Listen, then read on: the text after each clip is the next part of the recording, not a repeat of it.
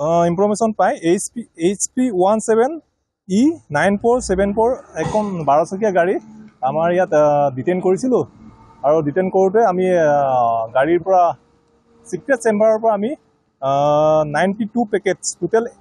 806 KG গাঞ্জা recovery কৰিবলৈ সক্ষম হৈছোঁ আৰু এজন অমিত কুমাৰ নামৰ হিমাচল প্ৰদেশৰ এজন মানুহ আমি ডিটেইন কৰিছোঁ এতিয়া গাঞ্জাবোৰ আপোনাৰ আগৰতলাৰ পৰা বিহাৰলৈ গৈ আছিলে কত টাকাৰ মাল হয়েছে এইটো আপোনাৰ 1.5 crore approx হ'ব ইনভেষ্টিগেশ্যন চলি আছে আমাৰ ইনভেষ্টিগেশ্যন আৰু আমি সিজ কৰি আছো আৰু তাৰ NDPS এক্টৰ মতে আমি এটা কেছ ৰেজিষ্টাৰ কৰি ইয়াৰ এগেইনষ্টে ড্ৰাইভাৰ এগেইনষ্টে আমি একশ্যন এজ পাৰ ল